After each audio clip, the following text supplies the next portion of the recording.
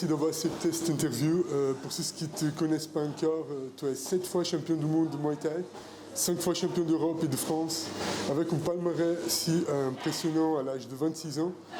Qu'est-ce qui te fait encore continuer? Est-ce que tu es une éternelle insatisfait? Oui, c'est ça. Maintenant, j'ai 29 ans et je suis un éternel insatisfait. J'adore les résultats, je veux performer, je veux être le meilleur, je veux être la légende. Donc c'est pour ça que je m'entraîne dur et que je ne m'arrête jamais. J'espère pouvoir continuer comme ça longtemps. Tu as commencé donc le judo très jeune, avant de basculer dans la boxe thaï, à l'âge de 13 ans. C'est ça. Qu'est-ce qui t'a fait venir dans le boxe thaï? C'était quoi? En fait, au judo, on a beaucoup de prises de projection, mais il n'y a pas assez de percussion. Et en boxe thaï, c'est ce que je voulais, c'est ce que j'ai cherché. C'est pour ça que je suis parti dans le côté boxe thaï. Puis juste à peine 5 ans plus tard, donc à l'âge de 18 ans, tu es devenu professionnel. Yes. C'était compliqué la transition? Non, je faisais beaucoup de résultats en semi-pro. J'ai fait 30 combats, 29 victoires. Donc ça allait très très vite. Et puis après, j'ai pu performer direct en professionnel, c'était naturel.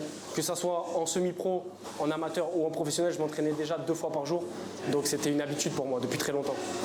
Tu es surnommé le Golden Elbow. Yeah. Donc d'où ça vient? Pourquoi est-ce que tu es surnommé Parce que j'avais une technique que j'affectionnais beaucoup. J'avais l'occasion d'ouvrir et j'ouvrais mes adversaires. Beaucoup sur l'arcade. J'en ai ouvert plus de 60. Donc du coup, c'est pour ça qu'en Thaïlande, on m'a surnommé comme ça. Excellent. Donc à 23 ans, tu détenais déjà 3 ceintures mondiales. Donc WPMF, WBC Yes. et WMC. WMC, merci. À 23 ans. Donc comment est-ce que ça se gère? On est obligé de rester au sommet après, une fois qu'on y est, donc on se sent obligé d'y rester au sommet? Une fois qu'on y est, c'est sûr qu'on s'entraîne dur parce que tout le monde m'attend. Maintenant, je suis connu, j'ai un nom. Donc c'est toujours plus difficile d'être le champion. Alors que moi, dans ma tête, je suis toujours comme si j'étais le challenger. Ça m'aide à performer. Et là, je me dis toujours que je suis le performeur, même si je suis le challenger, même si je suis le champion. Et comme ça m'aide à toujours. C'est moi qui a tout à gagner, c'est moi qui doit tout aller chercher. Ça m'aide à rester au top. Okay. Et comment est-ce qu'on se prépare mentalement pour chaque combat? C'est-à-dire, on sait que ça va faire mal, on sait que c'est lourd. Donc psychologiquement, comment est-ce qu'on est? Tu sais, c'est une habitude maintenant, donc je réagis plutôt comme à se préparer à la victoire. Je me conditionne beaucoup mentalement à préparer à la victoire. Et je pense pas aux blessures, je pense pas à tout ça. Ça, c'est des choses qu'on pense après les combats, mais pas avant, tu vois.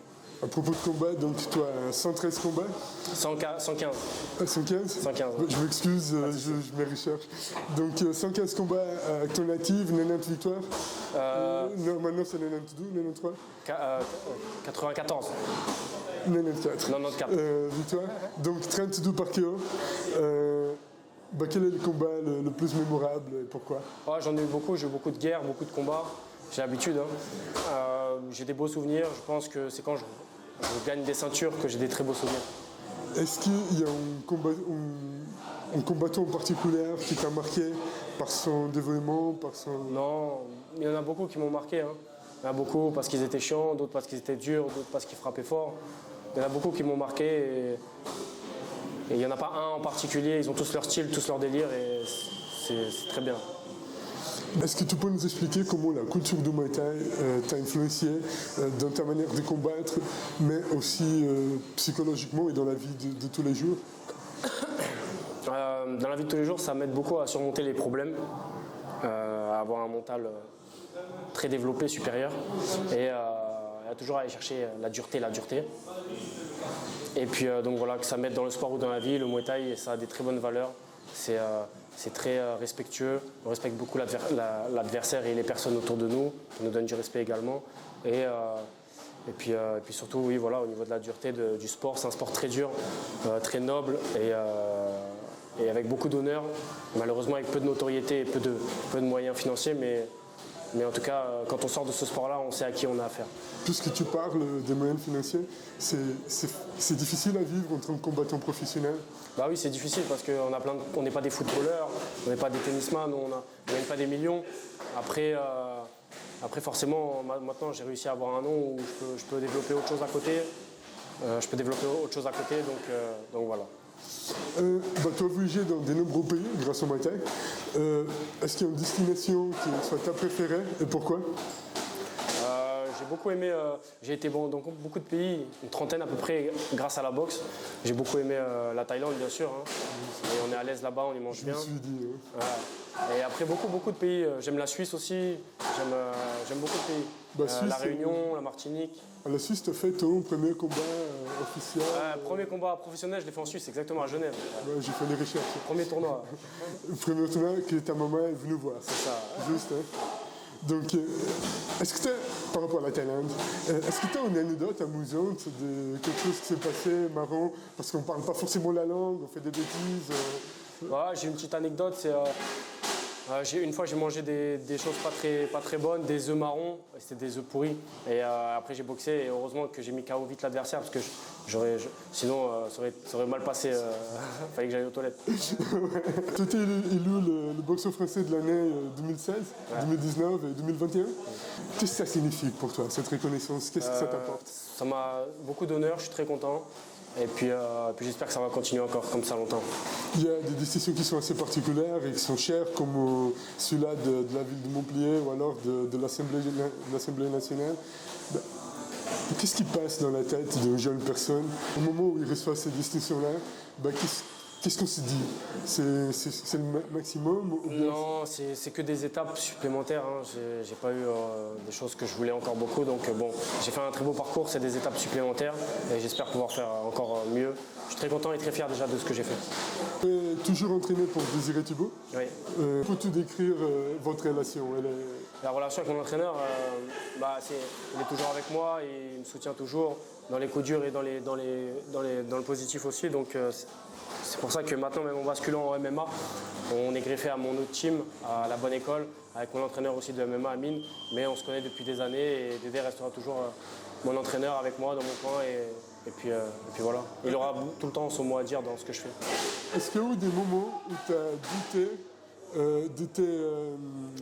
de tes capacités? Parce que ça arrive en tant qu'athlète de dire wow, c'est trop, beaucoup de fois j'ai douté. Puis, est-ce que Dédé, est-ce qu'il a su te remettre dans le bon chemin? Bien sûr, j'ai douté plein de fois. J'ai une carrière maintenant longue. En septembre, j'ai fêté mes 19 ans de carrière. Donc Félicitations. Merci, j'ai toujours fait que ça. J'ai eu beaucoup de coups durs dans ma carrière, beaucoup de positifs aussi, mais beaucoup de coups durs. Et heureusement que Dédé il a toujours été là, et dans les hauts comme dans les bas. Et puis j'espère l'emmener au plus haut sommet avec moi encore. Comment on gère la pression et les attentes de notre entourage? Que ce soit dans ton entraîneur ou dans tes fins. Comment est-ce qu'on gère les attentes? Les gens exigent beaucoup de toi maintenant que tu es... Ouais, forcément tout le monde m'attend au tournant, donc moi je fais abstraction à tout ça. J'y pense pas du tout, je m'en fous même. J'y pense après le combat et tant mieux, ça me fait plaisir.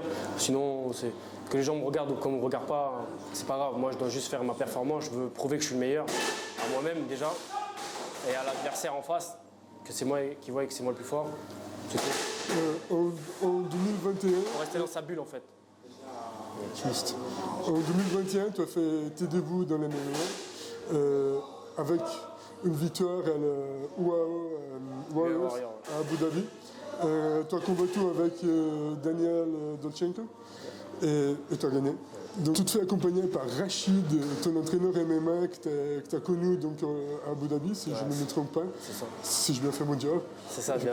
Donc, est-ce que tu continues d'habiter à Abu Dhabi à l'heure actuelle? Non, maintenant je vais souvent à Abu Dhabi mais pour mon entraîneur, mais j'y suis plus maintenant comme avant. Et puis je suis beaucoup plus en France et j'ai ma team de MMA en France aussi. Oh nickel, c'est une bonne nouvelle, je ne savais pas. Ouais. Et comment est-ce que tu as connu Rachid? Comment est-ce que... Je l'ai connu parce qu'il entraînait dans la même entreprise que moi, le même gym. Donc voilà. C'est comme ça que je l'ai connu, ça s'est fait naturellement. C'était l'entraîneur de MMA en fait. Alors, pourquoi est-ce que tu as décidé de te lancer dans les MMA et est-ce que une fois que tu es déjà au sommet dans le Muay Thai... Déjà d'un point de vue sportif, le MMA c'est un sport mix, c'est sport de combat tout confondu. Donc pour moi, quand tu gagnes là-dedans, tu fais partie des meilleurs du monde, tout sport confondu, et ça c'est ce que j'aime, ce que je veux prouver. Et après, bien sûr, d'un point de vue notoriété et au niveau rémunération, c'est beaucoup plus important. Donc Donc ça me va. Et quels sont tes objectifs au niveau de l'MMA? Faire la même chose qu'en boxe thaï. Devenir champion du monde. Donc à l'UFC, je suppose, bien sûr. Est-ce qu'il y a un adversaire ou un MMA que tu aimerais particulièrement affronter? Non, pas spécialement de nom. Après, tous ceux qui sont au-dessus de moi. Donc là, actuellement, il y en a pas mal, donc il faut que je fasse les preuves. Et puis après, voilà, toujours chercher plus fort, plus fort, plus fort. Bien sûr. Est-ce que tu envisages vraiment d'arrêter avec le Muay Thai ou tu essayes de combler les deux? On sait jamais, non, je comble pas les deux, je vais faire une partie QMMA. On sait jamais ce qui peut se passer dans la vie, peut-être que je vais y retourner, on sait pas. Mais là, pour l'instant, c'est focus sur le MMA. Une année parfaite, ça serait un nouveau titre dans le Muay Thai ou une victoire majeure dans le MMA? Une victoire majeure dans le MMA. Quand tu regardes en arrière, quel était le plus grand défi que tu as eu de surmonter? Il y en avait pas mal. Hein. J'ai eu des blessures, des coups de pied. Le Covid, c'était dur à revenir, le Covid. Ouais, c'était dur, 1 an et demi d'inactivité. Il y a plein de coups durs. Comment est-ce que tu te vois évoluer dans 5 ans? J'espère dans 5 ans être encore dans le circuit au top niveau. J'aurai 34 ans, j'espère que j'aurai une grosse ceinture de MMA. Fight District, tous les week-ends, tu viens quand? C'est ouvert à tout le monde? Alors le Fight District, c'est une salle de sport de combat où je m'entraîne ici. Je donne des séminaires aussi ici. Donc je m'entraîne à Montpellier, mais je viens ici une fois par mois à peu près. Et puis on a des très très bons rapports, on travaille ensemble. Et peut-être que plus tard, il y aura des bonnes surprises entre eux et moi. Là, je vais à leur événement la semaine prochaine. Donc Fight District Fight, ça va être la première édition en plus. Donc ça va être le Fuego, on va y être. Voilà. Et donc, les stages, tes stages, c'est mon stage, c'est moi qui anime. Ils sont ouverts à tout le monde? À tout le monde, c'est ça. Enfin, les stages sont ouverts à tout le monde, tout niveau, c'est pour tout le monde. Tout le monde qui vient venir à Fight District, je les entraîne pour un séminaire à peu près une fois par mois, en collaboration avec Fight District. Et puis après, normalement, il y a d'autres projets qui arrivent ensemble. Je suis aussi leur égérie de leur marque, donc je suis très content. Et puis si tu veux laisser un message aux gens que tu suis, à tes fans, tels que nous, est-ce que tu aimerais laisser un message? Déjà, merci à toi de m'interviewer. Oh, c'est un plaisir. Merci beaucoup. J'espère que ça t'a plu l'entraînement, parce qu'on a fait un peu de sparring, tout ça. Je voudrais remercier tous mes fans, tous ceux qui me suivent, en France, en Suisse, n'importe où.